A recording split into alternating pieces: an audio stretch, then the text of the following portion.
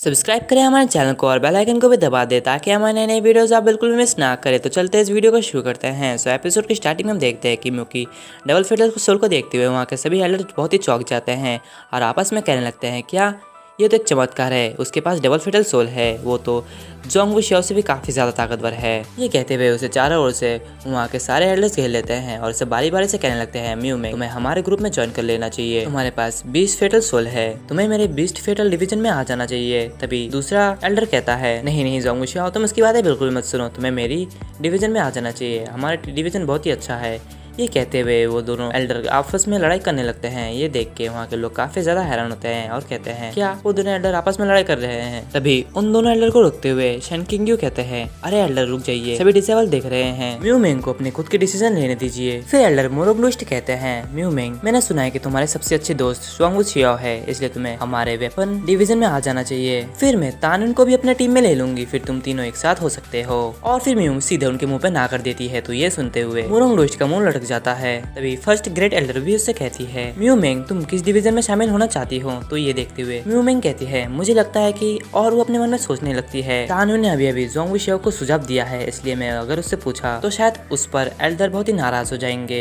और हमें तानुन को दिखाया जाता है जो म्यू मेंग को देखते हुए अपने मन में कहता है वो बहुत ही दयालु और विचारशील है, उसे डर है कि अगर वो मदद मांगने के लिए मेरे पास आती है तो सभी बड़े एल्डर उसे नफरत करेंगे, इसलिए वो मुझसे नहीं पूछ रही है। मैंने जोंग वुशियाओ की मदद की है, इसलिए मुझे म्यू मेंग की मदद भी करनी चाहिए। तभी तानुन से कहता है म्यू मेंग तुम्हें 20 सोल डिवीजन चूज कर लेना चाहिए। इसे देखते हुए वहाँ के सभी डिसेबल्स कहने लगते हैं क्या तानुन ने भी फिर से बोला है, क्या उसे डर नहीं लगता कि वो सभी एल्डरों के बीच बोल रहा है। तो दूसरा डिसेबल कहता है क्या म्यू मेंग भी तानुन से सलाह लेंगी, मुझे यकीन नहीं है, मुझे नहीं लगता कि इस बार म्यू मेंग तानुन की सुझाव लेंगी। तभी एक एल्डर चिल्लाते हुए तानुन से कहता है तानुन तुम क्या कह रहे हो, म्यू मेंग को खुद का फैसला लेने दो, ये बहुत ही बड़ा फैसला है, ये उसके भविष्य के बारे में है, तुम ऐसा कैसे कर सकते हो। दूसरा एडल भी काफी ज्यादा गुस्सा हो रहा होता है और वो उससे कहता है तुम्हारी हिम्मत कैसे हुई ये सब कहने की, तुम सिर्फ एक बाहरी डिसेबल हो, तुम्हें लगता है कि तुम ये सब कर सकते हो। नहीं, ऐसा बिल्कुल भी नहीं है, तुम्हें इनर सेट के अंदर अपना सुझाव देने का कोई भी अधिकार नहीं है। तभी हम लिंगू कांग को देखते हैं जो कि अपने मन में कह रहा होता है तानुन तुम कितने इरोगेंट हो, मुझे विश्वास नहीं हो रहा कि तुम वास्तव में सभी एल्डरों के सामने बोल रहे हो, तुम एक बड़ी गड़बड़ी के रूप में समाप्त होने वाले हो। और हमें 20 फेटल सोल के एल्डर को दिखाया जाता है जो कि म्यू मेंग से कहता है मुझे लगता है कि तानुन ने जो भी सलाह दी है वो बिल्कुल सही है। तो म्यू मेंग तानुन को देखती है तो तानुन से कहता है तुम चिंता बिल्कुल मत करो, मैंने जो कहा है तुम्हें वही करना चाहिए। और तानुन अपने मन में कहने लगता है हालांकि म्यू मेंग के पास एक डेड फेटल सोल है तो ये उसके लिए सबसे अच्छा है कि वो 20 फेटल डिवीजन में चले जाए। और फिर म्यू मेंग 20 फेटल डिवीजन के एल्डर के सामने झुक जाती है और उनसे कहती है मास्टर मैं बहुत ही खुशी हूँ कि मैं आपकी डिवीजन में आई हूँ। तो वो एल्डर उसे एक तलवार देते हुए कहते हैं इस टॉप ग्रेड फ्लाइंग स्वॉर्ड में डेथ की एबिलिटी है और इसमें सबसे अच्छा हथियार है, ये आपको शोभा देता है, मेरे इस उपहार को तुम्हें ले लेना चाहिए। तो म्यू मेंग उसे लेते हुए अपने मास्टर से धन्यवाद कहती है। तो ये देखते हुए एल्डर मोरोग्लुस्ट कहती है उसे अपने मास्टर ने एक टॉप ग्रेड स्पीड हथियार दिया है, तो मेरे बारे में क्या आप मुझे कुछ भी नहीं देंगे। तो वो एल्डर उनसे कहती है वेपन डिवीजन हथियारों को रिफाइनिंग करने में बहुत ही अच्छे हैं, इसलिए तुम्हें जल्दी हथियार मिल जाएगा, जब हम वापस आएंगे तो मैं तुम्हें एक टॉप ग्रेड स्पीड हथियारों का एक सेट दूंगी। ये सुनते हुए जोंग वो बहुत ही ज्यादा खुश हो जाती है और अपने मन में कहती है क्योंकि हथियार डिवीजन में बहुत ही सारे सोल हथियार होंगे तो क्या मैं तानुन को कुछ दे दूं। म्यू मेंग को हथियार पाते हुए देख वहाँ के सभी डिसेबल बहुत ही ज्यादा खुश होते हैं और आपस में कहने लगते हैं ये तो बहुत ही अच्छा है कि अपने मालिक ने उन्हें एक तलवार दे दिया है। और हम फर्स्ट ग्रेड एल्डर को देखते हैं जो कि अपने मन में कह रही होती है म्यू मेंग और जोंग वुशियाओ के पास काफी ज्यादा पोटेंशियल है, लेकिन फिर भी वे तानुन की सलाह का पालन करते हैं। आखिरकार तानुन कितना मजबूत है,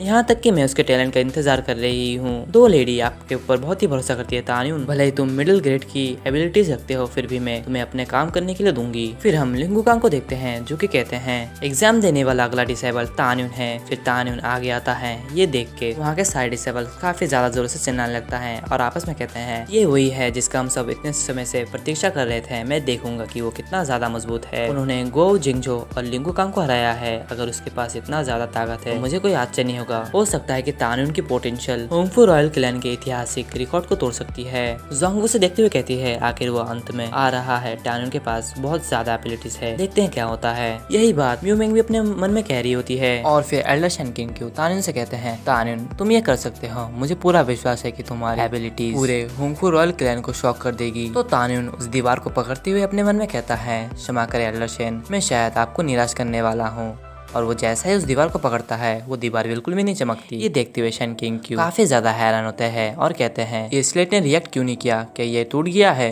ये सब देख के वहाँ के सारे डिसेबल्स काफी ज्यादा हैरान होते हैं और कहते हैं वो स्लेट आखिरकार चमका क्यों नहीं, क्या तानुन ने उस स्लेट को ब्रेक कर दिया है, क्या वो इतना ज्यादा पावरफुल है। ऐसा लगता है कि केवल एक ही कारण है स्लेट का ना चमकना, मतलब कि जो भी डिसेबल से छू रहा है उसके पास कोई ताकत नहीं होगा, उसका फेटल सोल और उसकी ताकत पूरी बेकार होगी। तो दूसरा डिसेबल कहता है तुम्हारा बचपना बंद करो, वो तानुन है, उसके पास एक बेकार फेटल सोल कैसे हो सकती है, वो तो बहुत ही ज्यादा ताकतवर है। तो एल्डर शन किंग क्यू उस दीवार को पकड़ते हुए कहते हैं क्या चल रहा है, ये स्लेट अभी भी ठीक थी लेकिन ये क्या हो गया, क्या ये टूट गया है। और शन किंग क्यू सभी एल्डर से कहते हैं एल्डर लगता है कि स्लेट में कुछ गड़बड़ी है, इसलिए तानुन को परखने के लिए क्या हम स्लेट बदल सकते हैं। तभी वहाँ पे लिंगुकांग आ जाता है और सभी से कहता है ये स्लेट हजारों साल से है, इसे कैसे तोड़ा जा सकता है। मुझे नहीं लगता कि ये टूट गई है, मुझे लगता है कि तानुन के पास एक बेकार सी फेटल सोल है। तो ये सुन के सभी शॉक हो जाते हैं। म्यू मिंग, जोंगवू और सारे डिसेबल वहाँ पे जितने भी लोग होते हैं सारे के सारे काफी ज्यादा हैरान होते हैं। लिंगुकांग की बातें सुनते हुए एल्डर शन किंग उससे कहते हैं तानुन कभी एक बेकार फेटल सोल नहीं हो सकता, वो हमारे बाहरी संप्रदाय में सबसे ताकतवर डिसेबल है। तो ये सुनते हुए लिंगुकांग कहते हैं तो फिर ये स्लेट क्यों नहीं चमक रही, क्या ये सालों पुराना स्लेट टूट गया है। ऐसा बिल्कुल भी नहीं हो सकता, ये स्लेट कभी नहीं टूटती। शैंग किंग क्यू आपको इसे स्वीकार करना ही पड़ेगा कि तानुन पास एक बेकार सा फेटल सोल है। उन दोनों को झगड़ा करते हुए देख फर्स्ट ग्रेट एल्डर से कहती है ठीक है अपना बहस बंद करो, मैं व्यक्तिगत रूप से इसकी जांच करूंगी। तो बीस्ट सोल डिवीजन के एल्डर कहते हैं इसे मुझे करने दीजिए, मैं भी बहुत ही उत्सुक हूँ, मैं जानना चाहता हूँ ये पॉपुलर बाहरी डिसेबल कितना ज्यादा ताकतवर है। और वो तानुन से कहता है तानुन तुम बस आराम करो, मैं चेक करता हूँ कि तुम्हारे पास